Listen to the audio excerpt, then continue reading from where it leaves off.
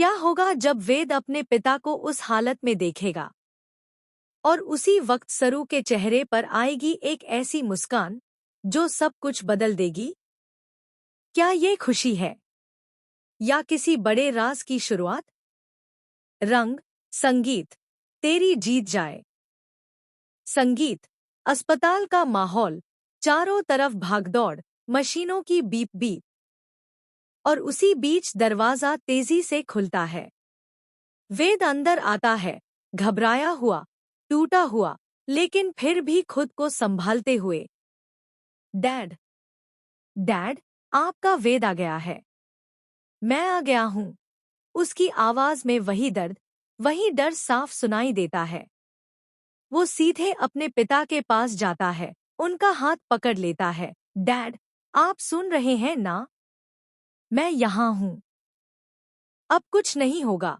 उसकी आंखों में आंसू हैं, लेकिन वो गिरने नहीं देता, जैसे खुद से वादा किया हो कि आज वो टूटेगा नहीं। दूसरी तरफ सरू दूर खड़ी ये सब देख रही होती है।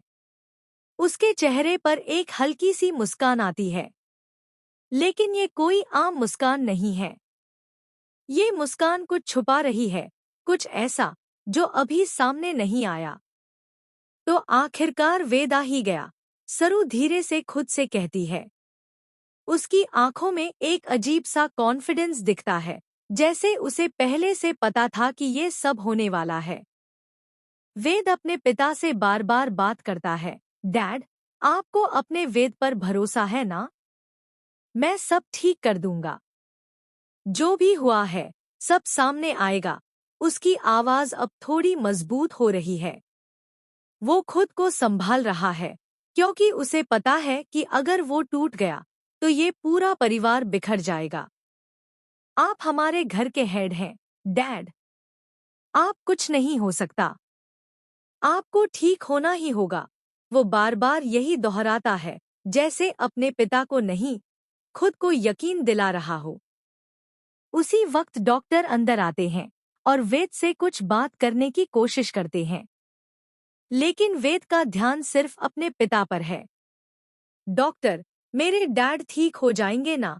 वो सीधे सवाल करता है। डॉक्टर कुछ कहने से पहले रुक जाते हैं, और यही रुकना, यही साइलेंस वेद के दिल की धड़कन और तेज कर देता है।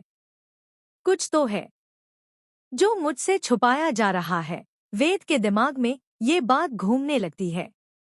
वहीं दूसरी तरफ सरू धीरे धीरे आगे बढ़ती है। वो वेद के पास आती है।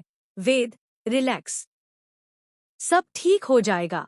लेकिन उसकी आवाज में वो सच्चाई नहीं है जो होनी चाहिए। वेद एक पल के लिए उसकी तरफ देखता है, जैसे कुछ समझने की कोशिश कर रहा हो। तुम यहाँ, वो। सरू ये सब देखती है, और एक पल के लिए उसकी मुस्कान गायब हो जाती है। लेकिन अगले ही पल वो फिर से खुद को संभाल लेती है, जैसे उसके पास कोई प्लान हो, कोई ऐसा प्लान जो अभी तक किसी को नहीं पता।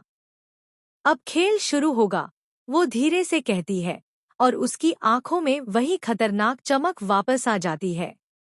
वेद अब पूरी तरह इमोशनल हो चुका है। मैं आपको कुछ नहीं होने दूंगा, डैड। मैं सब ठीक कर दूंगा, चाहे जो भी करना पड़े। उसकी ये लाइन साफ बताती है कि अब वो किसी भी हद तक जाने के लिए तैयार है। लेकिन उसे ये नहीं पता कि जिस लड़ाई में वो उतर चुका है, उसमें सबसे बड़ा ट्विस्ट अभी बाकी है। और यही ट्विस्ट जुड़ा है सरू से, उसकी मुस्कान से, और उस सच से जो अभी तक छुपा हुआ है। वेद अब अपने पिता के पास बैठा हुआ है, उनका हाथ मजबूती से पकड़े हुए, लेकिन उसके चेहरे पर डर अब भी साफ झलक रहा है। डैड, आप सुन रहे हैं ना? मैं यहीं हूं। आपको कुछ नहीं होगा। मैं आपको कुछ नहीं होने दूंगा। उसकी आवाज बार बार टूट रही है, लेकिन उसका भरोसा अभी भी कायम है। अस्पताल का माहौल और भारी हो जाता है। हर बीप उसके दिल की धड़कन को और तेज कर देती है। उसी समय सरू वहीं पास खड़ी होती है। लेकिन इस बार उसका चेहरा पहले जैसा शांत नहीं है। उसकी आंखों में हलचल है, जैसे वो किसी अंदरूनी लड़ाई से गुजर रही हो। वो वेद को देखती है, जो अपने पिता के लिए पूरी दुनिया से लड़ने को तैयार है। सरू धीरे से खुद से कहती है, अगर सच सामने आ गया तो वेद टूट जाएगा। उसकी आवाज में पहली बार हल्की सी चिंता झलकती है। डॉक्टर बाहर आते हैं और वेद तुरंत उनके पास दौड़ जाता है। डॉक्टर, मेरे डैड ठीक हो जाएंगे ना? सच सच बताइए। डॉक्टर कुछ पल चुप रहते हैं, और यही चुप्पी वेद को अंदर से हिला देती है। प्लीज कुछ तो बोलिए। वेद की आंखों में आंसू भर आते हैं। लेकिन डॉक्टर सिर्फ इतना कहते हैं, हम कोशिश कर रहे हैं। और ये शब्द वेद के लिए किसी झटके से कम नहीं होते।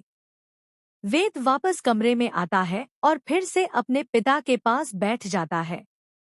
डैड, आप हमेशा कहते थे ना कि वेद कभी नहीं टूटेगा। तो आज मैं कैसे टूट जाऊं? उसकी आवाज अब दर्द में बदल चुकी है। आपको उठना होगा डैड। मेरे लिए, इस परिवार के लिए। वो अपने पिता का हाथ अपने माथे से लगाता है, जैसे कोई आखिरी उम्मीद पकड़ ली हो।